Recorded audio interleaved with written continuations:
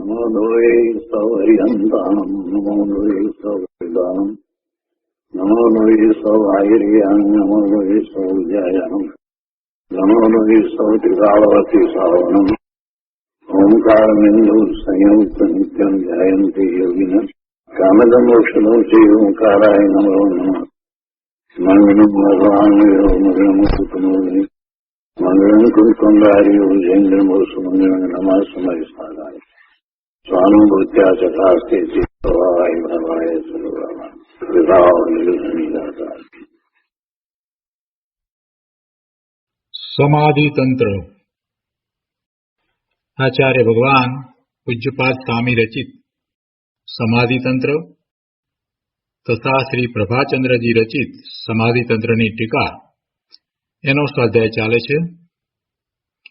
એમાં 47મો શ્લોક 47મી ગાથાનો સ્વાધ્યાય આપણે કરી રહ્યા છીએ. 47મા શ્લોકમાં એ વાત આવી કે મૂંઢ બહિરાત્મા. અહીંયા તો મૂંઢ કહેતા મૂર્ખ બહિરાત્મા એવો અર્થ કર્યો છે. મિથ્યાદ્રષ્ટિ મૂંઢ બહિરાત્મા બાહ્ય પદાર્થોનો ત્યાગ અને ગ્રહણ કરે છે અને જે આત્માના સ્વરૂપને જાણે છે એવો અંતરાત્મા એ અંતરંગ રાગ દ્વેષનો ત્યાગ એટલે કે સર્વ વિભાવ ભાવનો ત્યાગ અને સમ્યક રત્નત્રય રૂપ આત્મ સ્વરૂપનું ગ્રહણ કરે છે. પરંતુ એ બેથી આગળ વધીને શુદ્ધ સ્વરૂપમાં જે સ્થિત થયા છે એવા આત્મા એમને તો અંતરંગ અને બહિરંગ કોઈ પણ પદાર્થનો ત્યાગ પણ નથી અને ગ્રહણ કરવું પણ નથી. એ તો શુદ્ધ સ્વરૂપમાં સ્થિત છે. આ શ્લોક એનો અન્વયાર્થ ટીકા અને વિશેષ આપણે કર્યા છે. હવે આજે આ શ્લોક ઉપર પૂજ્ય ગુરુદેવ કાંજી સ્વામીએ જે વિસ્તાર કર્યો છે તે આજે લઈએ છીએ. આત્મભાવના પુસ્તકમાં પાના નંબર 191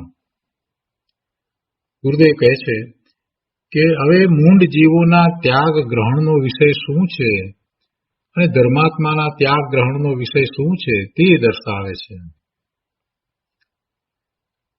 શ્લોકના અર્થમાં કહે છે કે અજ્ઞાનીનો વિષય જ બાહ્ય છે. ગુરુદેવ આ શ્લોકનો વિસ્તાર કરતા કહે છે કે અજ્ઞાનીનો વિષય જ બાહ્ય છે એટલે બાહ્ય વિષયોમાં બાહ્ય પદાર્થોમાં જ તે ગ્રહણ ત્યાગની બુદ્ધિ કરે છે. આ બાહ્ય પદાર્થો ઇષ્ટ છે માટે તેને ગ્રહણ કરવું અને આ બાહ્ય પદાર્થો અનિષ્ટ છે માટે તેને છોડવું. આ રીતે બાહ્ય પદાર્થોમાં બે ભાગ પાડીને તેને ગ્રહણ ત્યાગ કરવા માંગે છે. હવે વાત તો એવી છે કે બાહ્ય પદાર્થો તો જ્ઞેય છે. એ તો એના જ્ઞાનનું જ્ઞેય છે. એમાં શું ઇષ્ટ અને શું અનિષ્ટ, એ ઇષ્ટ છે કે અનિષ્ટ છે, એ મને લાભદાયી છે કે નુકસાન કરતા છે, આ તો એ અજ્ઞાનીનો વિકલ્પ છે. અજ્ઞાનીનો એવો વિકલ્પ છે. ખરેખર એના વિકલ્પ કરવાથી કોઈ પર પદાર્થ ઇષ્ટ થતો નથી કે અનિષ્ટ થતો નથી. એ ઇષ્ટ માને છે એ એની ઊંધી માન્યતા છે. કોઈ એના એ જ પદાર્થને બીજો અજ્ઞાની અનિષ્ટ પણ માનતો હોય તો સાચું શું? એકના એક પદાર્થને બે અજ્ઞાનીઓ જુદી જુદી રીતે કલ્પે છે. એના એ જ પદાર્થને એ જ સમયે એક અજ્ઞાની ઇષ્ટ માને છે, બીજો અજ્ઞાની અનિષ્ટ માને છે. તો સાચું શું આમાં? એ પદાર્થ ઇષ્ટ છે કે અનિષ્ટ છે? કોને ઇષ્ટ થશે, કોને અનિષ્ટ થશે? પદાર્થમાં ઇષ્ટ થવાની અને અનિષ્ટ થવાની એવી શક્તિ પડી હશે એટલે એ પછી એક કોઈને ઇષ્ટ થાય ને કોઈને અનિષ્ટ થાય. અને પદાર્થ, જળ પદાર્થો એ નક્કી કઈ રીતે કરે કે હું આને માટે ઈષ્ટ થવું ને આને માટે અનિષ્ટ થવું? બહુ શાંતિથી વિચાર કરીએ છીએ તો સમજાય છે કે કોઈ પણ પદાર્થ ઈષ્ટ પણ નથી અને કોઈ પણ પદાર્થ અનિષ્ટ પણ નથી. સંયોગે કરીને પદાર્થો જીવની સમીપમાં આવ્યા છે તો આવ્યા છે. પૂર્વના કર્મના ઉદયના નિમિત્તે પદાર્થો સમીપમાં આવ્યા છે તો આવ્યા છે. એ મારા જ્ઞાનનું જ્ઞેય છે, એથી વિશેષ કાંઈ નથી. એ ન મને લાભદાયી છે કે ન મને નુકસાન કરતા છે. આ વાતનો ગંભીરતાથી જ્યાં સુધી વિચાર ન કરે ત્યાં સુધી જીવને આ ઈષ્ટ અને અનિષ્ટ બુદ્ધિ જતી જ નથી. એટલે પદાર્થોમાંથી રુચિ જાય જ નહીં. જ્યાં જ્યાં ઈષ્ટપણું માને ત્યાં ત્યાં એ રુચિ કરે જ છે. આનાથી મને આટલો લાભ, આનાથી મને આ પ્રમાણે ફાયદો, આનાથી આમ, આનાથી તેમ. અરે ભાઈ, કોઈનાથી કાંઈ થતું નથી. ગુરુદેવ શું કહે છે સમજને ભાઈ. તું આ પદાર્થોમાં શા માટે બે ભાગ પાડે છે? ઈષ્ટ અને અનિષ્ટ એવા બે ભાગ તું શા માટે પાડે છે? પદાર્થો છે અને પદાર્થોમાં કઈ ઈષ્ટ થવાની કે અનિષ્ટ થવાની શક્તિ પણ નથી. એ જાણતા પણ નથી, એ જ્ઞાન પણ કરી શકતા નથી, એ તને ઓળખતા નથી. તું એમના વિશે શું વિચારે છે? તું ઈષ્ટપણું સ્થાપીને એના તરફ રાગ કરે છે તો એને પણ એ સમજતા નથી. અને તું એના પ્રત્યે અનિષ્ટપણું માની અને દ્વેષ કરે છે તો એને પણ એ સમજતા નથી. તો એવા પદાર્થોની અંદર શા માટે બે ભાગ પાડે છે? ગુરુદેવ કહે છે કે આ પદાર્થોની અંદર બે ભાગ પાડીને ઈષ્ટ અને અનિષ્ટ બુદ્ધિ કરીને એ ગ્રહણ ત્યાગ કરવા માંગે છે. અને એમ કરતા તો શું થાય છે કે એમાં એકલો રાગ દ્વેષનો જ અભિપ્રાય છે. એને ઈષ્ટ માન્યા છે એ પદાર્થો પ્રત્યે રાગ અને અનિષ્ટ માન્યા છે એ પદાર્થો પ્રત્યે દ્વેષ, આ જ અભિપ્રાય રહે છે. એટલે ગ્રહણ ત્યાગની વાત છે એમાં એને એકલો રાગ દ્વેષનો જ અભિપ્રાય છે. અને એમ કરતા તો એને આશ્રવ અને બંધ પડશે અને પછી ભવના ભ્રમણ ચાલુ રહેશે. એને તો પછી શાંતિ ક્યાંથી થશે? એને તો અશાંતિ જ રહેશે. એટલે કહે છે કે બાહ્ય પદાર્થોમાં બે ભાગ પાડીને તેને ગ્રહણ ત્યાગ કરવા માંગે છે એવા આ અજ્ઞાનીને એકલા રાગ દ્વેષનો જ અભિપ્રાય છે, એટલે તેને અસમાધિ જ છે. બહુ સરસ વાત મૂકી છે, બહુ સરસ રીતે સમજાવ્યું છે. આખો દ્રષ્ટિકોણ જુદો છે. પદાર્થો પ્રત્યેનો અભિગમ, પદાર્થો પ્રત્યે કેવી દ્રષ્ટિ હોવી જોઈએ એની વાત ગુરુદેવે સમજાવી છે. કે ભાઈ તું બે ભાગ કેમ પાડે છે? આ અજ્ઞાની બે ભાગ પાડે છે અને આ રીતે કરે છે. એના દ્વારા ગુરુદેવ એમ સમજાવવા માંગે છે કે જે જ્ઞેય છે એને તું જ્ઞેય તરીકે ન જાણતા એમાં આગળ વધી અને જોડાઈ શા માટે જાય છે? ઈષ્ટ અનિષ્ટપણું સ્થાપીને એમાં ને એમાં જ પછી તું રોકાઈ જાય છે. તારે તો તારા સ્વરૂપ તરફ વળવાનું છે ને ભાઈ. આખી વાત અહીંયા એ રીતે ગુરુદેવે કરી છે કે પદાર્થોમાં બે ભાગ પાડીને તેને ગ્રહણ ત્યાગ કરવા માંગે છે. ભગવાન તું આ શું કરી રહ્યો છે? ગુરુદેવ તો એમ કે છે એમ કરતા તો તને રાગ દ્વેષ જ થશે, બીજું કાંઈ થવાનું નથી. અશાંતિ અને અસમાધિ સિવાય બીજું કાંઈ તને થવાનું નથી. તું જ્ઞાનીની વાતને સમજ. જ્ઞાની શું કરે છે? જ્ઞાની ધર્મી સમ્યક દ્રષ્ટિ શું કરે છે? એ શું વિચારે છે? જ્ઞાનીનો વિષય અંતરમાં પોતાનો આત્મા જ છે. એને બાહ્યમાં આ બધા જ્ઞેયો દેખાય છે, પદાર્થો દેખાય છે, પણ એને એ જ્ઞેય તરીકે જ જાણે છે. પોતાના જ્ઞાનનું જ્ઞેય છે અને એની દ્રષ્ટિ તો સ્વરૂપ તરફ રહે છે. એટલે જ્ઞાનીનો વિષય અંતરમાં પોતાનો આત્મા જ છે. દ્રષ્ટિ તો ત્યાં જ રહે છે. સમસ્ત બાહ્ય પદાર્થોને તે પોતાથી ભિન્ન જ જાણે છે.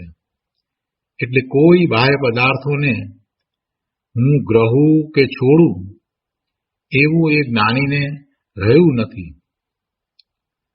પર પદાર્થ મારા છે જ નહીં તો હું તેને કેમ ગ્રહું, અને પર પદાર્થ મારામાં છે નહીં તો હું તેને કેમ છોડું? જે મારું નથી કે મારામાં નથી એને હું કઈ રીતે ત્યાગું? જે સદાય બહારમાં જ રહ્યું છે એને પછી ત્યાગવાનો પ્રશ્ન જ ક્યાં છે? જેને મેં ગ્રહ્યું જ નથી એને હું ત્યાગું ક્યાંથી? ગ્રહણ હોય તો ત્યાગ થાય ને. ગ્રહ્યું જ નથી તો પછી ત્યાગવાનો પ્રશ્ન જ નથી. અને હું ગ્રહું કેવી રીતે? હું તો ભગવાન આત્મા જ્ઞાન સ્વરૂપ છું, બીજું કાંઈ નથી. પર પદાર્થ જળ એને હું કેવી રીતે ગ્રહું? ચેતન એવો ભગવાન આત્મા જ્ઞાન કરે પણ કોઈ પર પદાર્થને સ્પર્શે નહીં. સ્પર્શે નહીં તો પછી ગ્રહણ તો ક્યાંથી કરે? બહુ સરસ વાત છે પ્રભુ, શાંતિથી વિચારવા જેવી વાત છે. પર પદાર્થો તરફનો આખો દ્રષ્ટિકોણ બદલવા જેવો છે. એના તરફનો જે અભિગમ અનાદિથી એવો ચાલ્યો આવે છે કે આ પદાર્થો મને લાભદાયી છે, આ પદાર્થો મને નુકસાન કરતા છે, એ અભિગમ બદલવાની જરૂર છે.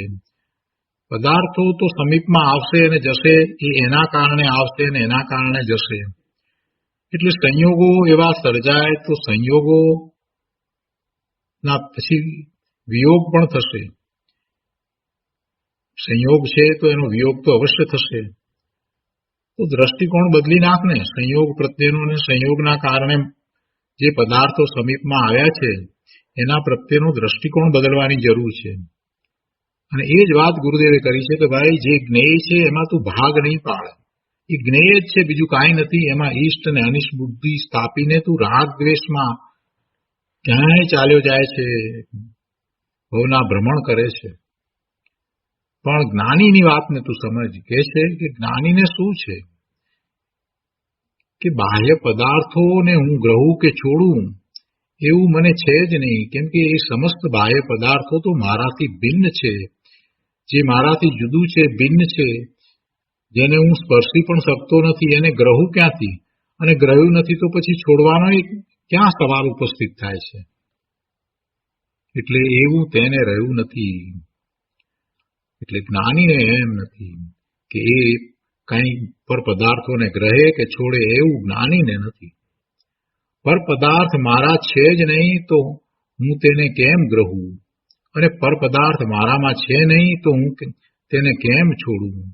માટે બાહ્યમાં મારે કાંઈ ગ્રહણ ત્યાગ યોગ્ય નથી. મારે માટે કાંઈ બાહ્યમાં ગ્રહણ કરવા જેવું કે ત્યાગવા જેવું છે જ નહીં. અંતરાત્મા પોતાના શુદ્ધ આત્માને ગ્રહણ કરીને, એટલે કે તેનામાં શ્રદ્ધા જ્ઞાન ચારિત્રથી એકાગ્ર થઈને શુદ્ધ આત્માને ગ્રહણ કરવો એટલે શું? એ તો તેને સહજ છે. એનું લક્ષ્ય નહોતું કર્યું, એના તરફ એનો જ્ઞાનનો ઉપયોગ વળ્યો ન હતો, તો હવે એનો જ્ઞાનનો ઉપયોગ શુદ્ધ આત્મ સ્વરૂપ તરફ વળે છે. એના જ શ્રદ્ધા જ્ઞાન અને એમાં જ એકાગ્રતા અને લીનતા થાય છે, એવું ચારિત્ર પણ થાય છે. તો એમ કરીને આ જ્ઞાની ધર્મી જીવ પોતાના શુદ્ધ આત્માને ગ્રહણ કરે છે. શુદ્ધ આત્માને આ રીતે ગ્રહણ કરે છે. શ્રદ્ધા જ્ઞાન ચારિત્રથી એકાગ્ર થઈને શુદ્ધ આત્માને ગ્રહણ કરે છે. અને ગ્રહણ કરે છે તો પછી છોડે છે શું?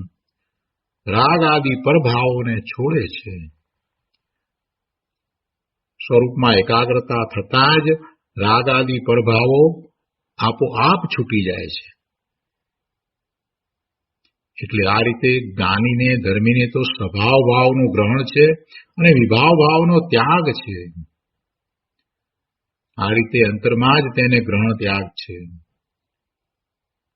આ રીતે જ્ઞાનીની દ્રષ્ટિનો વિષય જ પલટી ગયો છે. એની દ્રષ્ટિનો વિષય તો એનું શુદ્ધ સ્વરૂપ છે. અને જ્યાં સ્વરૂપમાં સ્થિરતારૂપ નિર્વિકલ્પ સમાધિ છે, ત્યાં તો એવી કૃત્યકૃત્યતા છે કે કાંઈ ત્યાગ ગ્રહણ કરવાનું રહ્યું નથી. પરમ તૃપ્તિ છે. અજ્ઞાનીની અને જ્ઞાનીની વાત કર્યા પછીથી હવે કહે છે કે જ્યાં સ્વરૂપમાં સ્થિરતા પોતાના નિજ શુદ્ધ સ્વરૂપને વિશે સ્થિરતા, નિર્વિકલ્પ ધ્યાન છે, એવી સમાધિ છે, ત્યારે હવે સ્વરૂપમાં સ્થિરતા થઈ છે તો પોતે કૃત્ય થયા છે એવો જ અનુભવ થાય છે. બધું પ્રાપ્ત થઈ ગયું છે. હવે કાંઈ પ્રાપ્ત કરવાનું બાકી રહેતું નથી. છોડવા લાયક બધું છૂટી ગયું છે અને ગ્રહણ કરવા લાયક બધું જ પ્રાપ્ત થઈ ગયું છે, એમ પોતે કૃત્યતા અનુભવે છે. શું કહે છે કે જ્યાં સ્વરૂપમાં સ્થિરતારૂપ નિર્વિકલ્પ સમાધિ છે ત્યાં તો એવી કૃત્યતા છે કે કાંઈ ત્યાગ ગ્રહણ કરવાનું રહ્યું નથી, માત્ર પરમ તૃપ્તિ જ છે. આગળ કહે છે, બાહ્ય વિષય બદલીને અંતરનો ચૈતન્ય વિષય જેની દ્રષ્ટિમાં નથી આવ્યો તેને બાહ્ય પદાર્થો પ્રત્યે દ્વેષ અભિપ્રાયથી ત્યાગની ભાવના વર્તે છે. અજ્ઞાનીની વાત કરે છે કે બાહ્ય વિષય બદલીને અંતરનો ચૈતન્ય વિષય જેની દ્રષ્ટિમાં નથી આવ્યો એવો એ અજ્ઞાની. એવા અજ્ઞાનીને બાહ્ય પદાર્થો પ્રત્યે દ્વેષ અભિપ્રાયથી ત્યાગની ભાવના છે અને રાગ અભિપ્રાયથી એને ગ્રહવાની ભાવના છે. પદાર્થને છોડવાનું એને થાય છે તો એમાં ગુરુદેવ કહે છે કે જેમ ગાથામાં વાત આવી છે એ જ પ્રમાણે ગુરુદેવ પણ કહે છે કે બાહ્ય પદાર્થો પ્રત્યે દ્વેષ અભિપ્રાયથી ત્યાગની ભાવના વર્તે છે અને રાગ અભિપ્રાયથી એને ગ્રહવાની ભાવના વર્તે છે. એટલે અજ્ઞાનીના ગ્રહણ અને ત્યાગ તો રાગ અને દ્વેષના અભિપ્રાયથી છે. ચૈતન્યનું ગ્રહણ થયું નથી, એનું લક્ષ પણ થયું નથી, એટલે ચૈતન્યના ગ્રહણ વગર પર ઉપરના રાગ દ્વેષની બુદ્ધિ અજ્ઞાનીને છૂટતી જ નથી. એટલે તેનો ત્યાગ દ્વેષ ભાવપૂર્વક જ થાય છે. વિતરાગ ભાવ તેને નથી, કેમ કે વિતરાગ ભાવ ચૈતન્યના અવલંબન વગર થાય નહીં. વિતરાગ ભાવ ચૈતન્યના અવલંબન વગર થાય નહીં. એટલે અજ્ઞાનીને વિતરાગતા તો છે નહીં. એના પરિણમનમાં વિતરાગી પરિણામ તો થતા જ નથી. એને તો સ્વરૂપની દ્રષ્ટિ પણ થઈ નથી. કદાચ કોઈક પ્રકારે સ્વાધ્યાય વગેરે કરતો હોય પણ એનું મહાત્મા હજી એટલું આવ્યું ન હોય, એવો પુરુષાર્થ ઉપડ્યો ન હોય, સહાનુભૂતિ થઈ ન હોય, તો પછી એનું લક્ષ્ય બહારમાં જ રહેશે. એને બહારમાં જ ગમશે. એને બહારમાં જ ગમશે, આત્મામાં નહીં ગમે.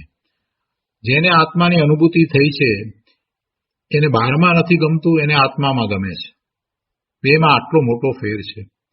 પેલાની દ્રષ્ટિ બહારમાં જ રહે છે કે એને બહારમાં જ ગમે છે. કોઈક વખત શરમના માર્યા કે કોઈક વખત કોઈક કારણસર એ ધર્મના અભ્યાસ વગેરે કરતો દેખાય તો પણ એની રુચિ બહારમાં જ છે. જેને ભવ ભ્રમણનો થાક લાગ્યો છે, જેને આત્મજ્ઞાની સંતોની વાણી ગમે છે, એને સાંભળી છે, સ્વીકારી છે, જેને જીનવાણીમાં પ્રકાશેલા પરમ સત્યનો બરાબર સ્વીકાર થયો છે અને એમ થઈ ગયું છે કે પ્રભુએ જે કહ્યું છે એવું જ મારું શુદ્ધ સ્વરૂપ છે, હું શક્તિ અપેક્ષાએ શુદ્ધ જ છું, એની વ્યક્તતા ન થવામાં મારો જ અપરાધ છે, મારો જ દોષ છે. આવું જેને થયું છે, એટલે કે જે હવે એવો પુરુષાર્થ કરે છે, એવી સવિકલ્પ દશામાં પોતે પોતાના સ્વરૂપને હજી સ્પર્શ્યો નથી, પણ વિકલ્પમાં સવિકલ્પ દશામાં એને આ સ્વીકાર થયો છે, પરમ સત્યનો સ્વીકાર થયો છે. એ પછી પુરુષાર્થ એવો કરે છે, એટલે એની વાત જુદી છે. એનો પુરુષાર્થ પછી એમ જ થાય છે, એને સ્વરૂપની જ ભાવના થાય છે. એકમાત્ર સ્વરૂપનો અનુભવ એ સિવાય બીજું કાંઈ ખપતું નથી. એની વાત જુદી છે. અને આ તો અજ્ઞાની, મિથ્યાદ્રષ્ટિ, મૂંઢ, જેને બાહ્યની જ રુચિ છે, એને પછી બાહ્યમાં કોઈક વસ્તુ ઇષ્ટ લાગે છે, કોઈક અનિષ્ટ લાગે છે, એટલે જે અનિષ્ટ લાગે છે એને એ છોડે છે તો એના તરફ એને દ્વેષ છે, બીજું કાંઈ નથી. એનો ત્યાગ એમ જ છે. બીજી રીતે કહીએ તો એ શુભભાવપૂર્વક ત્યાગ કરતો હોય, કોઈક પ્રકારે ત્યાગ કરતો હોય, એમાં એનો શુભભાવ હોય, તો પણ આત્માનું સ્વરૂપ જાણ્યું નથી તો એના પરિણામ વિતરાગી પરિણામ તો થતા નથી. શુભભાવ છે અને એ શુભભાવનો એને રાગ છે. એવા શુભભાવનો રાગ છે કે અમે ત્યાગ કરીએ છીએ, અમે દાન કરીએ છીએ, એવો જો રાગ છે તો એવા રાગમાં એ પોતે પોતાના સ્વરૂપનો અનાદર કરે છે. જેને સ્વરૂપની ભાવના નથી અને શુભભાવની ભાવના છે એને સ્વરૂપ પ્રત્યેનો દ્વેષ ભાવ જ વર્તે છે. આ વાતને બરાબર સમજવાની જરૂર છે. સ્વરૂપની દ્રષ્ટિ નથી, સ્વરૂપની ભાવના નથી, સ્વરૂપનો અનાદર છે અને બાહ્ય પદાર્થોમાં, પરવસ્તુમાં રુચિ છે, એનો રાગ છે, એમાં ઇષ્ટપણું છે, તો પછી એના જે કાંઈ દયાદાન ત્યાગ વગેરે હોય એ બધા શુભભાવરૂપ છે. અને એ શુભભાવની જો રુચિ કરે છે, એને એ ધર્મનું કારણ માને છે અને એને એ કરવા યોગ્ય માને છે, તો પછી એને સ્વરૂપનો અનાદર જ છે ને. અને સ્વરૂપનો અનાદર કરનાર જીવ તો ક્યારે પામશે? જેને પોતાના નિજ શુદ્ધ સ્વરૂપનો જ અનાદર છે એને સ્વરૂપનો દ્વેષ છે. અને સ્વરૂપનો દ્વેષ કરીને એ ક્યારે તત્વને પામશે? પોતાના મૂળ શુદ્ધ સ્વરૂપની પ્રાપ્તિ ક્યારે કરશે? અનંત કાળ વીતી જશે પણ સ્વરૂપની પ્રાપ્તિ નહીં થાય. શુભ ભાવની રુચિ એમાં જ રોકાઈ ગયો, એ ક્યારેય પોતાના સ્વરૂપની પ્રાપ્તિ નહીં કરી શકે. અને અનાદિનું જીવોને આમ જ થતું આવ્યું છે.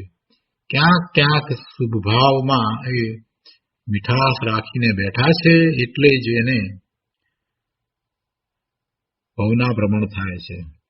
શુભ ભાવ તો હોય, શુભ ભાવના કારણે છે, એનાથી જુદો હું ભગવાન આત્મા છું. આ શુભ ભાવ એ કઈ મારું સ્વરૂપ નથી, મારા કોઈ ગુણને અનુસરીને થતો નથી. એ થાય છે તો થાય છે. અશુભથી બચવા શુભ ભાવ આવે છે તો આવે છે, પણ એ કઈ ઉપાદેય જ નથી, એ હેય છે. એને છોડીને શુદ્ધ ભાવમાં જવાનું છે. આ વાતને સમજવાની છે અને એવો પુરુષાર્થ ઉપાડવાનો છે. જ્યારે જ્યારે જ્ઞાની પુરુષોએ શુભ ભાવને છોડી અને સ્વરૂપમાં જવાની વાત કરી છે, ત્યારે એમ શુદ્ધ ભાવમાં જ જવાની અપેક્ષાથી શુભ ભાવને છોડવાનું કહ્યું છે. પરંતુ ક્યારેય એમ નથી કહ્યું કે શુભ ભાવને છોડીને તું અશુભમાં જજે. લોકો સમજ્યા વગર શુભ ભાવને છોડવાની વાત આવે છે એટલે પોતાને સમજણ પડી નથી, પોતાને શુભ ભાવની રુચિ છે, પોતાને કંઈક સારું શરીર જોઈએ છે, સારી ગતિ જોઈએ છે, દેવની ગતિ જોઈએ છે, એટલે એમ જ્ઞાની પુરુષો જ્યારે શુભ ભાવને છોડવાની વાત કરે છે તો એનો વિરોધ કરે છે. એ મૂંઢતા છે. એટલે એના ત્યાગ વગેરે પણ કાંઈ સાચા નથી. એવા મૂળ અજ્ઞાનીના ત્યાગ દાન વગેરે પણ કાંઈ સાચા નથી. છેવટે તો એ બંધનું જ કારણ થાય છે, બીજું કાંઈ કારણ થતા નથી. અહીંયા તો એટલે સુધી વાત કરી દીધી કે એને ખરેખર ત્યાગમાં પણ દ્વેષ ભાવ જ છે. અને એ દ્વેષ ભાવ એટલે સ્વરૂપ તરફનો દ્વેષ ભાવ છે, બીજું કાંઈ નથી. એને વિતરાગ ભાવ તો છે જ નહીં, કેમ કે વિતરાગ ભાવ ચૈતન્યના અવલંબન વગર થાય નહીં. અને ચૈતન્ય વિષય તો અજ્ઞાનીની દ્રષ્ટિમાં આવ્યો જ નથી. અહીંયા કહે છે કે જ્યાં અંતર સ્વભાવને વિષયરૂપ કરીને જ્ઞાનમાં લીધો, અંતર સ્વભાવને, પોતાના સ્વભાવને, અનંત ગુણનો પિંડ પોતે ભગવાન આત્મા, એનું સર્વગુણોનું પરિણમન, એ એક રૂપ જે અંદરમાં ચાલી રહ્યું છે એ એનો સ્વભાવ છે. અને એવા સ્વભાવને વિષય કર્યો, એ એના જ્ઞાનનો વિષય થાય છે. અંતર સ્વભાવને વિષયરૂપ કરીને જ્ઞાનમાં લીધો એટલે કે જ્ઞાન સ્વભાવને જ સ્વપણે ગ્રહણ કર્યો, પોતાના જ્ઞાન સ્વભાવને જ સ્વપણે ગ્રહણ કર્યો. ત્યાં બાહ્ય વિષયોનું ગ્રહણ જ ન રહ્યું. એટલે બાહ્ય વિષયો પ્રત્યે રાગ દ્વેષ ન રહ્યા. રાગ દ્વેષનો ત્યાગ થઈને સમાધિ થઈ ગઈ. શું છે આખી વાત કેવી રીતે ગુરુદેવે મૂકી છે કે અજ્ઞાનીને તો ચૈતન્ય વિષયનું ભાન જ નથી, પણ જે પોતાના સ્વરૂપનું ભાન જ્ઞાન સ્વવિકલ્પ દશામાં કરીને એવો પુરુષાર્થ આદરે છે એને શું છે? એ તો અંતર સ્વભાવને વિષય કરીને એનો આશ્રય કરે છે, એટલે એને તો જ્ઞાન સ્વભાવને ગ્રહ્યો છે. અને જ્યારે જ્ઞાન સ્વભાવને ગ્રહ્યો છે તો પછી બાહ્ય વિષયોનું ગ્રહણ રહ્યું નહીં, એટલે બાહ્ય વિષયો પ્રત્યે રાગ પણ ન રહ્યો અને દ્વેષ પણ ન રહ્યો. રાગ દ્વેષનો ત્યાગ થઈને સમાધિ જ થઈ. આ રીતે સ્વ વિષયનું ગ્રહણ તે જ સમાધિનો ઉપાય છે.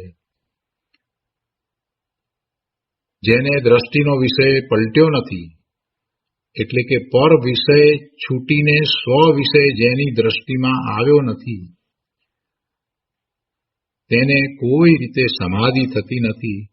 અને સમાધિ વગરનો ત્યાગ તે દ્વેષ ભરેલો ત્યાગ છે, કેમ કે તેને રાગ દ્વેષ વગરની આત્મશાંતિનું વેદન નથી. ગમે તેવા ત્યાગ કરે પણ પોતાના સ્વરૂપનો અનુભવ નથી તો એને આત્મશાંતિનું વેદન નથી. સ્વરૂપમાંથી પ્રગટ થતી શાંતિનો અનુભવ થતો નથી. બાહ્યમાં ક્યાંક કોઈક જગ્યાએ હિલ સ્ટેશન ઉપર ચાલ્યો જાય કે દરિયા કિનારે ચાલ્યો જાય કે હિમાલયમાં ચાલ્યો જાય એટલે કઈ શાંતિ મળી જાય છે? શાંતિ તો અંદરમાંથી પ્રગટ થાય છે. સ્થળ બદલવાથી કઈ શાંતિ પ્રાપ્ત થતી નથી. બાહ્યમાં જે કોલાહલ છે એ અશાંતિનું કારણ નથી, એનો અંતરંગ કોલાહલ છે એ જ અશાંતિનું કારણ છે, એ જ અસમાધિનું કારણ છે. એના અંતરંગ કોલાહલને એને જાણવાની જરૂર છે. એનો અંતરંગ કોલાહલ કઈ રીતે છે, એના અંતરંગ કોલાહલનું સ્વરૂપ કેવું છે, એ એને અવશ્ય જાણવું પડશે. એ જ્યાં સુધી એને નથી જાણતો ત્યાં સુધી એ બાહ્યમાં શાંતિ માટે ફાંફા મારશે, પણ એને શાંતિ પ્રાપ્ત થવાની નથી.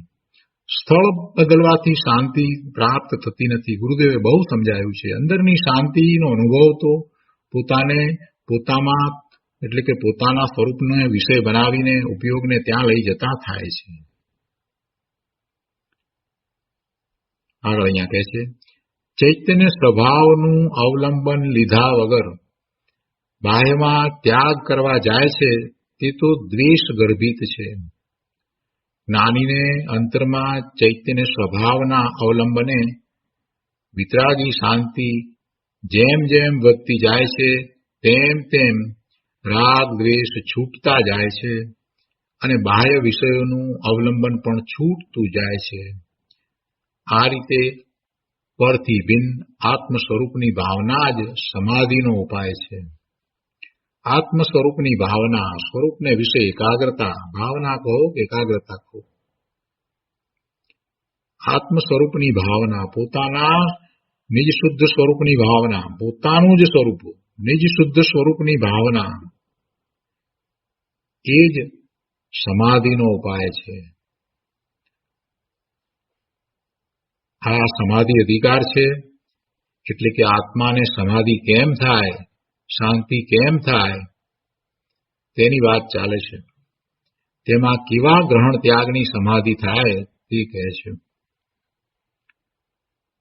ગુરુદેવ કહે છે કે જેઓ ચૈતન્ય સ્વભાવને જાણીને પરિપૂર્ણ જ્ઞાન અને આનંદ સ્વરૂપ પરમાત્મા થઈ ગયા, તેમણે તો ગ્રહવા યોગ્ય એવું પોતાનું શુદ્ધ સ્વરૂપ ગ્રહી લીધું અને ત્યાગવા યોગ્ય એવા મોહ રાગ દ્વેષ છોડી દીધા. એટલે તેમને તો પૂર્ણ સમાધિ જ છે. જેમને પરિપૂર્ણ જ્ઞાન અને આનંદ સ્વરૂપ પરમાત્મા દશા પ્રાપ્ત થઈ છે એ તો હવે પોતાના સ્વરૂપમાં સ્થિર છે, સ્વરૂપમાંથી આવતા આનંદને અનુભવી રહ્યા છે. હવે એમને કાંઈ બીજું ગ્રહવાપણું પણ નથી અને છોડવાપણું પણ રહ્યું નથી. બધું છૂટી ગયું છે. છોડવા યોગ્ય જે હતા તે બધા મોહ રાગ દ્વેષ સર્વ વિભાવો એ બધું છૂટી ગયું છે અને જે ગ્રહવા યોગ્ય હતું એ પૂર્ણપણે ગ્રહાઈ ગયું છે, એટલે કે એમાં સ્થિરતા થઈ ગઈ છે. પોતાનું શુદ્ધ સ્વરૂપ ગ્રહી લીધું છે, ત્યાં જ સ્થિરતા થઈ ગઈ છે, એટલે એમને તો પૂર્ણ સમાધિ જ છે.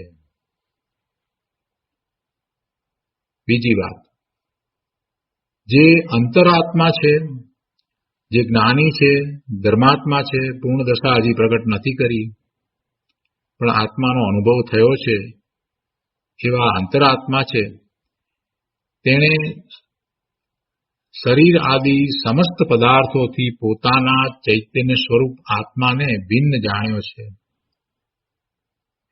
અંતરાત્મા, જેટલા અંતરાત્મા છે એ બધાની આવી જ દશા છે. પોતે પોતાના સ્વરૂપનો અનુભવ કરી ચૂક્યા છે. ચૈતન્ય સ્વરૂપ ભગવાન આત્માને પોતે જગતના બધા પદાર્થોથી ભિન્ન અનુભવી ચૂક્યા છે, જાણી ચૂક્યા છે.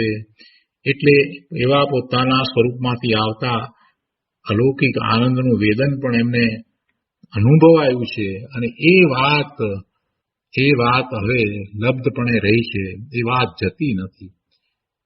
બધાથી પોતે ભિન્ન જાણે કે જગત આખાના બધા પદાર્થોથી ભિન્ન પોતે ઉપર તરતો હોય એમ જ્યારે અનુભવ્યું છે, તો પછી પરપદાર્થો બાહ્ય પદાર્થો સાથે હવે એકત્વ બુદ્ધિ કે ઇષ્ટ અનિષ્ટપણાની બુદ્ધિ ક્યાંથી થાય?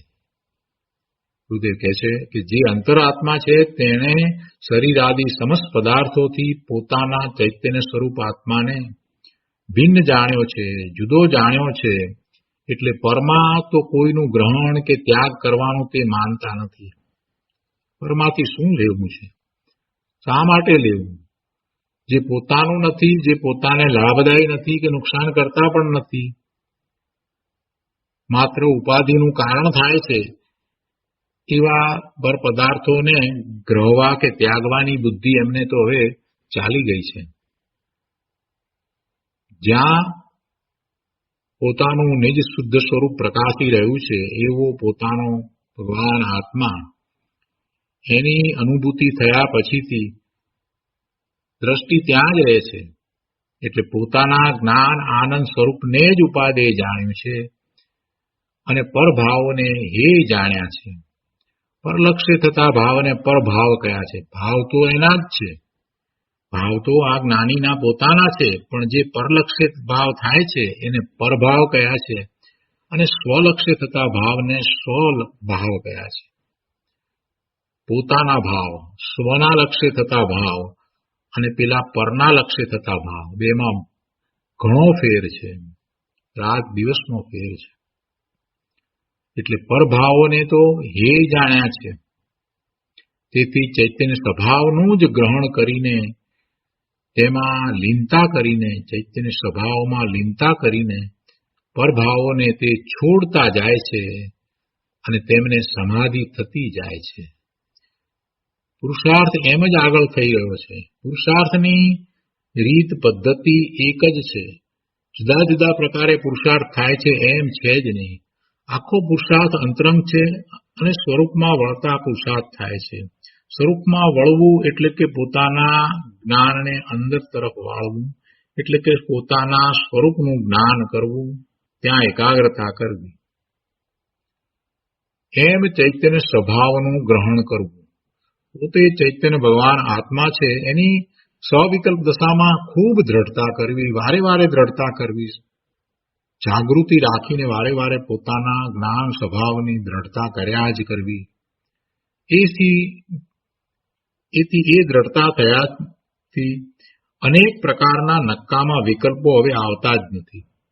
સાધકને એ જ જોઈએ. વારે વારે દિવસમાં હજારો વાર પોતે ભગવાન આત્મા જ્ઞાન સ્વરૂપ છે એવું રટણ જ જોઈએ. અને એમ જ્યારે કરે છે તો પછી એને નક્કામાં વિકલ્પો આપોઆપ ચાલ્યા જાય છે. પણ હજી જ્યાં સુધી સ્વાનુભૂતિ નથી થઈ ત્યાં સુધી હજી એનું કામ થયું નથી. એટલે હવે સ્વાનુભૂતિનો પ્રયોગ તો એને કરવો જ રહ્યો. એવો અંતરંગ પુરુષાર્થ જ્યાં સુધી હવે આદરે નહીં, માત્ર સ્વાધ્યાય કર્યા કરશે તો વાત નહીં બને પ્રભુ. અને પોતાના સ્વરૂપની અનુભૂતિ કરવી છે તો આખા દિવસમાં ખૂબ જાગૃતિ રાખવી પડશે. દિવસમાં અનેક પ્રકારના પ્રસંગો બને એવું સાધક જીવને હોય જ નહીં. સાધક જીવને અનેક પ્રસંગો બનતા જ નથી. પ્રસંગો ક્યારે બને? રસ લે છે તો પ્રસંગો ઉત્પન્ન થાય છે. કોઈ પ્રસંગ એની ઈચ્છા વગર થતો જ નથી. સંયોગો આવે પણ એમાં એ જોડાય નહીં થઈ ત્યાં સુધી એ પ્રસંગ બનતો નથી. એનો જ્ઞાતા દ્રષ્ટા થઈ જાય તો એનો પ્રસંગ બનતો નથી. આ તો દરેક વસ્તુને પોતાનો પ્રસંગ બનાવી દે છે. નાની નાની અમથી વાતની અંદર એમાં પલોટાઈ જાય છે. આ બધું તો પ્રભુ છોડવું પડશે. આ છોડ્યા વગર પોતાના સ્વરૂપમાં જવાનો ઉદ્યમ નહીં થઈ શકે, એવો પુરુષાર્થ નહીં થાય. પર ભાવોને હે જાણ્યા છે, વિભાવ ભાવો છોડવા જેવા છે, એવો નિર્ણય પાકો થવો જોઈશે. અને એવો પાકો નિર્ણય કરીને એ ક્યાં જશે? સ્વરૂપમાં જશે. એટલે જેને એવો પાકો નિર્ણય કરવો હોય કે આ વિભાવ ભાવો છોડવા જેવા છે, મારા ગુણને અનુસરીને નથી થતા, એ પરભાવ છે, એમ જયારે કરવું છે તો એને ક્યાંક જવાનું, ક્યાંક ઠેરવાનું, ક્યાંક રોકાવાનું, ક્યાંક બંધાવાનું સ્થાન તો જોઈશે ને પ્રભુ. એ ક્યાં જશે? એટલે સૌથી પહેલી વાત કાંઈ પણ હોય તો પોતે જ્ઞાન સ્વરૂપ ભગવાન આત્મા જ છે એ વાતની દ્રઢતા કર્યા કરવાની. એ દ્રઢતા કરવાથી પોતે ત્યાં બંધાઈ જાય છે. હું જ્ઞાન સ્વરૂપ ભગવાન આત્મા છું. એટલે હવે એ પરભાવમાં જતો રોકાઈ જશે. નહીં તો એક પ્રકારના પરભાવને છોડશે તો બીજા પ્રકારના પરભાવમાં જશે. સર્વિસમાંથી, નોકરીમાંથી, જોબમાંથી કે વેપાર ધંધામાંથી નિવૃત્તિ લઈ અને એ સમાજ સેવામાં ચાલ્યો જશે અને એમ માનશે કે હું સમાજ સેવા કરું છું. એ પાછું એનું એ જ કરતા પણ થોડોક શુભ ભાવ અને બાકી માન કસાયનું પોષણ. પણ આત્મામાં નહીં જાય. બહુ વાતને સમજવાની જરૂર છે પ્રભુ. જે કાર્યો બહારમાં થાય છે એમાં પોતાનું કરતાપણું તો રહેશે જ, કેમ કે સ્વરૂપની દ્રષ્ટિ નથી થઈ ને. એટલે એ બધું છોડવું અને માત્ર પોતાનું જ્ઞાન સ્વરૂપ છે એને જ આરાધવું. હું જ્ઞાન સ્વરૂપ ભગવાન આત્મા છું એની જ દ્રઢતા વારંવાર કર્યા જ કરવી પડશે. અને નાના મોટા સંયોગો જે કંઈ પોતાની સમીપમાં દિવસ દરમિયાનમાં જે કંઈ થાય આવે એવા સંયોગો, તો એમાં પોતાનો પ્રસંગ છે એમ સમજીને જોડાવવું નહીં. પોતાની વાત છે, પોતાને સ્પર્શે છે એમ કરી અને એમાં જોડાવવું નહીં. પોતે ભગવાન આત્મા એનાથી અલિપ જુદો જ છે એમ દ્રઢતા કરવી. આ જ્ઞાની પુરુષો એમ કરતા જાય છે અને એમ કરતા કરતા જે હે છે એને છોડતા જાય છે અને જે ઉપાદેય છે એને વિશેષતાથી ગ્રહતા જાય છે. ખૂબ એકાગ્રતા કરતા જાય છે. શું કહે છે ગુરુદેવ? કે જ્ઞાન આનંદ સ્વરૂપને જ ઉપાદેય જાણ્યું છે અને પરભાવોને હે જાણ્યા છે. તેથી ચૈતન્ય સ્વભાવનું જ ગ્રહણ કરીને તેમાં લીનતા કરીને પરભાવોને તે છોડતા જાય છે અને તેમને સમાધિ થતી જાય છે.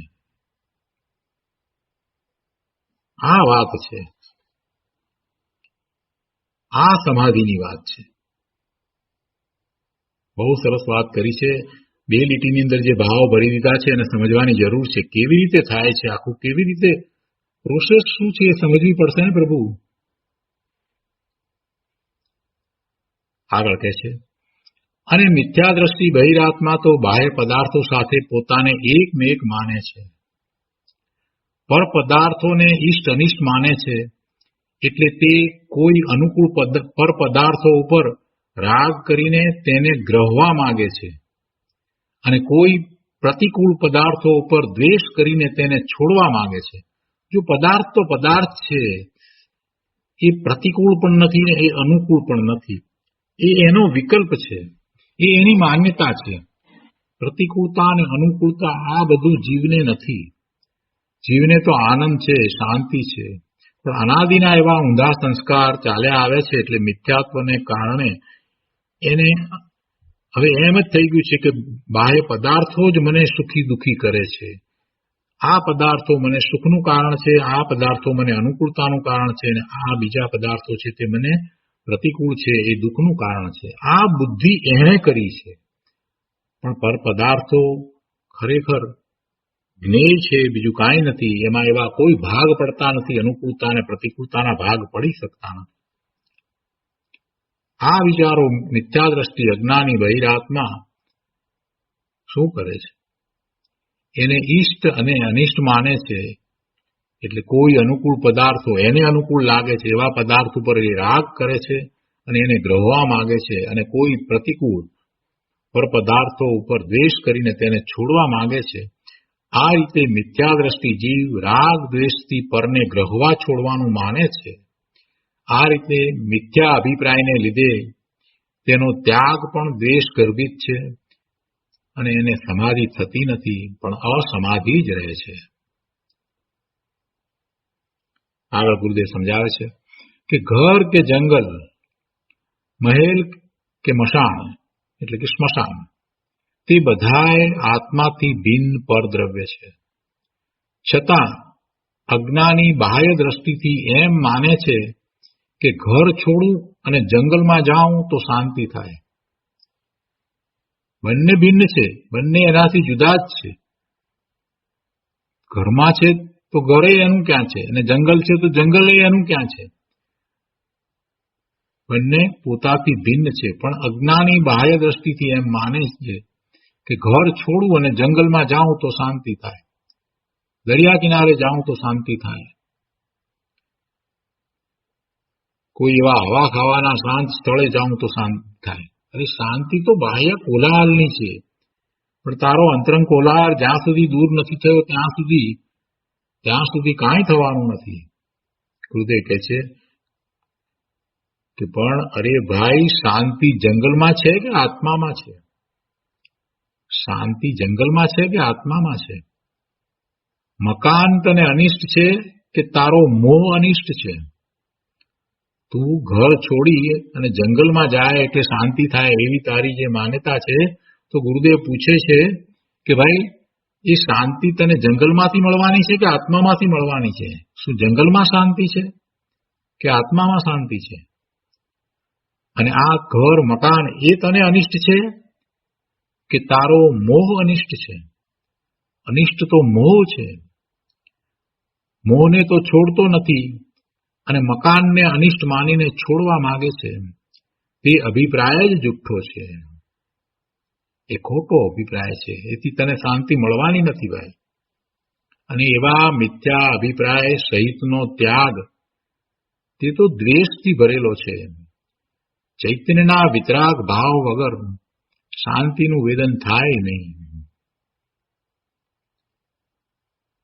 ચૈતન્ય ગુફામાં પ્રવેશીને શાંતિના વેદનમાં લીન થતા, ચૈતન્ય ગુફામાં પ્રવેશીને શાંતિના વેદનમાં લીન થતા બાહ્ય પદાર્થો પ્રત્યે રાગ દ્વેષ મોહની વૃત્તિ જ ન થાય, તેનું નામ ત્યાગ છે.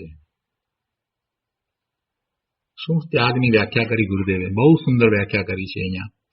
ચૈતન્ય ગુફામાં પ્રવેશીને પોતાનું નિજ શુદ્ધ સ્વરૂપ ત્યાં એકાગ્રતા કરીને એવી ચૈતન્ય ગુફામાં પ્રવેશીને શાંતિના વેદનને અનુભવતા, એમાં લીન થતા બાહ્ય પદાર્થો પ્રત્યે રાગ દ્વેષ મોહની વૃત્તિ જ ન થાય. હવે એવા રાગ દ્વેષ મોહ ઉત્પન્ન જ થતા નથી, અને એનું નામ જ ત્યાગ છે.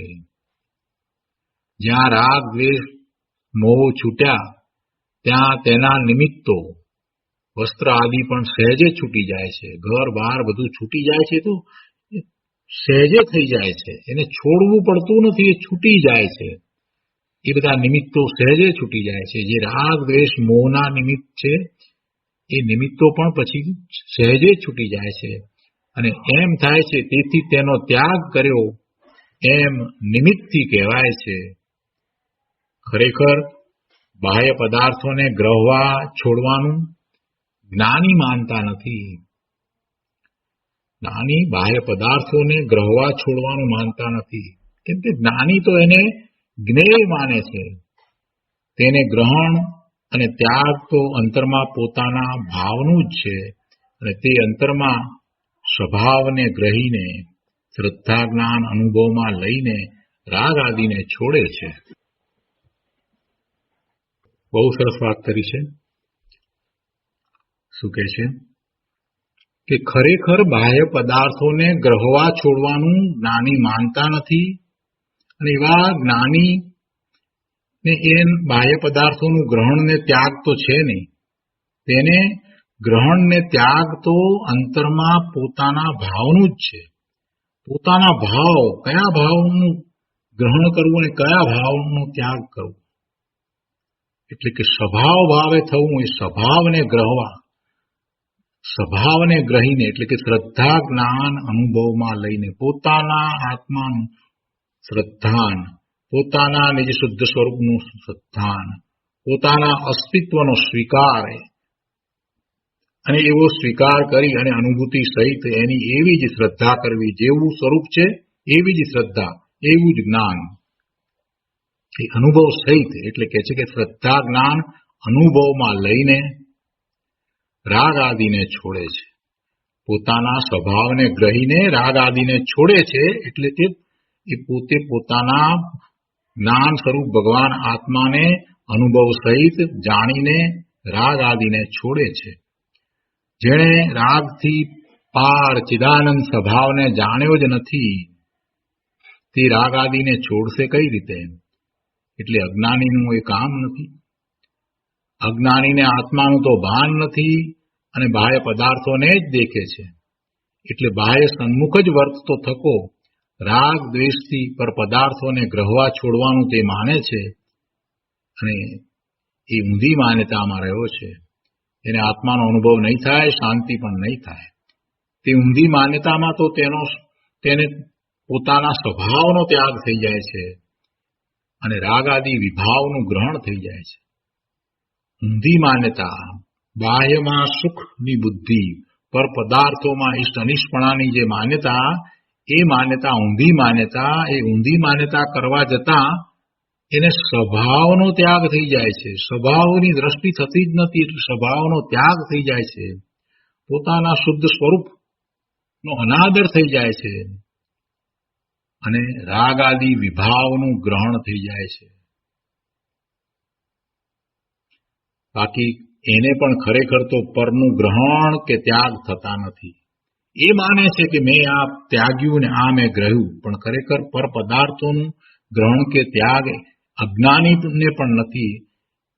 એ એની ઊંધી માન્યતામાં સ્વભાવ ભાવનો ત્યાગ કરી દે છે અને વિભાવ ભાવને ગ્રહી લે છે.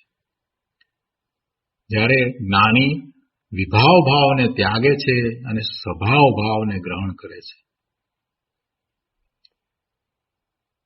ગુરુદેવ થોડી સમાલોચના કરતા કહે છે કે આ ગાથામાં 3 વાત બતાવી છે.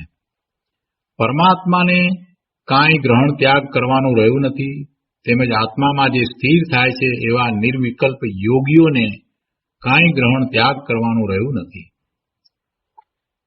બીજી વાત, અંતરાત્માને પોતાના અંતર્ભાવોમાં જ ગ્રહણ ત્યાગ છે. પોતાના શુદ્ધ ભાવોને તે ગ્રહે છે અને પરભાવોને છોડે છે. ત્રીજી વાત, બહિરાત્મા બહારમાં ગ્રહણ ત્યાગ કરવાનું માને છે. આ 3 વાત છે અને એ 3 વાતને થોડાક વિસ્તારપૂર્વક ગુરુદેવ સમજાવતા એનું વિવેચન કરે છે કે પહેલી વાત શું છે કે પરમાત્માને કાંઈ ગ્રહણ ત્યાગ કરવાનું રહ્યું નથી. આ વાતને ગુરુદેવ સમજાવે છે. એમને તો પોતાના સ્વરૂપમાં સ્થિરતા છે અને વળી નિર્વિકલ્પ યોગીઓને પણ કાંઈ ગ્રહણ ત્યાગ કરવાનું રહ્યું નથી. પરમાત્મા તો કૃત્ય થયા છે. તો એની વાતને પહેલા તો સમજાવે છે ગુરુદેવ. કહે છે કે પરમાત્મા તેમજ નિર્વિકલ્પ મુનિવરો તો ચિદાનંદ તત્વને સમસ્ત પરદ્રવ્યો અને પરભાવોથી ભિન્ન જાણીને ચિદાનંદ તત્વને, પોતાના ચૈતન્ય આનંદ રૂપ તત્વને જગતના બધા જ પદાર્થો અને પરલક્ષે થતા ભાવો એટલે પરદ્રવ્યો અને પરભાવોથી ભિન્ન જાણીને ચૈતન્ય સ્વરૂપમાં જ સ્થિર થઈ ગયા છે. એટલે તેમણે ગ્રહવા યોગ્ય એવા પોતાના જ્ઞાન આનંદને ગ્રહી લીધા છે અને છોડવા યોગ્ય પરભાવોને સર્વથા છોડી દીધા છે. તેથી તેઓ કૃત્ય છે. હવે કાંઈ ગ્રહવાનું કે છોડવાનું તેમને બાકી રહ્યું નથી. આ રીતે પરમાત્મા અને નિર્વિકલ્પ મુનિવરો તો ગ્રહણ ત્યાગથી રહિત છે. બીજી વાત, અંતરાત્માની વાત સમજાવે છે ગુરુદેવ કે અંતરાત્માએ પોતાના ચિદાનંદ સ્વરૂપને સમસ્ત પરદ્રવ્યો અને પરભાવોથી ભિન્ન જાણ્યું છે, પણ હજી તેમાં પૂરી લીનતા થઈ નથી. પોતાના સ્વરૂપમાં પૂરી લીનતા થઈ નથી અને રાગ આદિ સર્વથા છૂટ્યા નથી. એટલે તે અંતર પ્રયત્ન વડે જો અંતરંગ પુરુષાર્થ છે, પુરુષાર્થ અંતરંગ છે, એ વાત ગુરુદેવ અહીંયા કહે છે કે અંતર પ્રયત્ન વડે આ જ્ઞાની પુરુષાર્થ કરે છે. અંતર પ્રયત્ન વડે, પ્રયત્ન બહારમાં કાંઈ નથી, પ્રયત્ન બહારમાં થઈ શકતોય નથી. જે પ્રયત્ન થાય એ બધું અંતરમાં થાય છે. એ જ સાચો અંતરંગ પુરુષાર્થ છે. કહે છે કે અંતર પ્રયત્ન વડે શુદ્ધ જ્ઞાન આનંદ સ્વભાવને અંતરાત્મા જ્ઞાની ગ્રહવા માંગે છે તથા રાગ આદિ પરભાવોને છોડવા માંગે છે. બાહ્ય પદાર્થોથી તો પોતે જુદા જ છે એમ જાણ્યું છે અને એવો અનુભવ પણ છે. એટલે બહારમાં તો કોઈ ગ્રહવા છોડવાનું જ રહ્યું જ નથી. બાહ્યમાં તો કોઈ ગ્રહવા છોડવાનું તે માનતા જ નથી. અંતર્મુખ થઈને ગ્રહવા યોગ્ય એવા પોતાના શુદ્ધ આત્માને ગ્રહણ કરીને, એટલે કે તેમાં એકાગ્ર થઈને રાગ આદિ પરભાવોને ત્યાગે છે. આ રીતે અંતરાત્માને પોતાના ભાવમાં જ ગ્રહણ અને ત્યાગ છે. સ્વભાવ ભાવનું ગ્રહણ અને વિભાવ ભાવનો ત્યાગ. ત્રીજી વાત બહિરાત્માની કહે છે, એનો વિસ્તાર કરતા સમજાવે છે કે બહિરાત્મા અંતરના ચૈતન્ય તત્વને જાણતો નથી અને બાહ્ય પદાર્થોને જ દેખે છે. એટલે બાહ્ય પદાર્થોમાં જ તે ઇષ્ટ અનિષ્ટપણું માનીને તેને ગ્રહવા છોડવા માંગે છે. તે જેને ઇષ્ટ માને છે તેના ઉપર રાગનો અભિપ્રાય છે અને જેને અનિષ્ટ માને છે તેના ઉપર દ્વેષનો અભિપ્રાય છે. આ રીતે વિતરાગી અભિપ્રાયના અભાવમાં તેને પરભાવોનો ત્યાગ તો નથી, પણ રાગ દ્વેષના અભિપ્રાયથી તે બાહ્ય પદાર્થોના ગ્રહણ ત્યાગ કરવાનું માને છે. વિતરાગી ભાવ તો છે નહીં. વિતરાગી ભાવ એના વિના એ પરલક્ષ્ય થઈ અને પરભાવમાં રાચી રહ્યો છે, તો એમાં ખરેખર વસ્તુનો એને ત્યાગ કે ગ્રહણ થતું નથી. ખરેખર વસ્તુનું તો એને ત્યાગ ગ્રહણ છે જ નહીં. વિતરાગી અભિપ્રાયના અભાવમાં તેને પરભાવોનો ત્યાગ થવો જોઈએ એ થતો નથી અને રાગ દ્વેષના અભિપ્રાયથી એ બાહ્ય પદાર્થોના ગ્રહણ ત્યાગ કરવાનું માને છે. વાસ્તવમાં બાહ્ય પદાર્થોનું ગ્રહણ કે ત્યાગ થાય છે એમ નહીં, પણ એ માને છે. એ ભાવ, એ પરલક્ષ્ય થતો એ બધો ભાવ એ પરભાવ છે અને એવા પરભાવનો તો એને ત્યાગ નથી. કદાચ બાહ્યમાં ત્યાગી દિગંબર સાધુ થઈને વનમાં રહે તો પણ તેને અસમાધિ જ છે. જ્યાં સુધી પોતાના ચૈતન્ય સ્વરૂપની દ્રષ્ટિ થઈ નથી, સ્વાનુભૂતિ થઈ નથી, ત્યાં સુધી એને અસમાધિ જ છે. ચૈતન્યમાં અંતર્મુખ થઈને મિથ્યાત્વાદી પરભાવોને છોડ્યા વગર કદી સમાધિ થાય જ નહીં. ધર્માત્મા કદાચ ગૃહસ્થપણામાં હોય તો પણ ચૈતન્યમાં અંતર્મુખ થવાથી મિથ્યાત્વાદી પરભાવો જેટલે અંશે છૂટી ગયા છે તેટલે અંશે તેને સમાધિ જ વર્તે છે. ધર્માત્મા ગૃહસ્થપણામાં હોય, મુનિ દીક્ષા લીધી ન હોય, ગૃહસ્થ હોય, તો પણ ચૈતન્યમાં અંતર્મુખ થવાથી મિથ્યાત્વ આદિ પરભાવો જેટલે અંશે છૂટ્યા એટલી એને શાંતિ અને સમાધિ જ છે. ખાતા પીતા બોલતા ચાલતા જાગતા સૂતા સર્વ પ્રસંગે તેટલી વિતરાગી સમાધિ શાંતિ તેને વર્ત્યા જ કરે છે. એટલે ખરેખર ગ્રહસ્થ ભાવમાં નહીં પણ ચેતન ભાવમાં જ તે વર્તે છે. આગળ કહે છે, બહારના ગ્રહણ ત્યાગ ઉપરથી અંતરના માપ થાય તેમ નથી. અંતરદ્રષ્ટિને નહીં જાણનારા બાહ્ય દ્રષ્ટિ મૂંગ લોકો બાહ્ય ત્યાગ દેખીને છેતરાય છે. ધર્માત્માની અંતરદશાને તેઓ ઓળખતા નથી.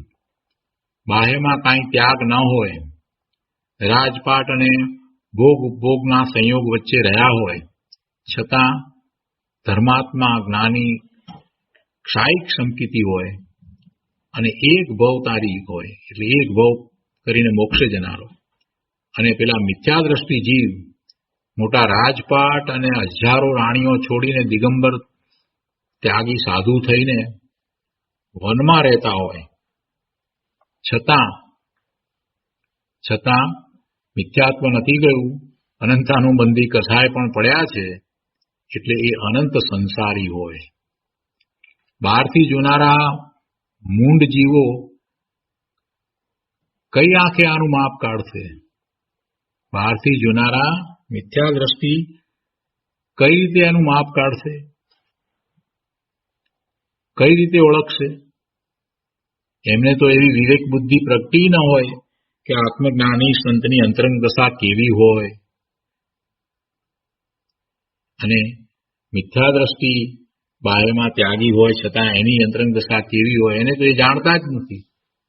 મિથ્યા દ્રષ્ટિ બહિરાત્મા ભલે ત્યાગી હોય, બાહ્યમાં ત્યાગી દેખાય છતાંય એની રુચિ તો હજી બહારમાં જ છે.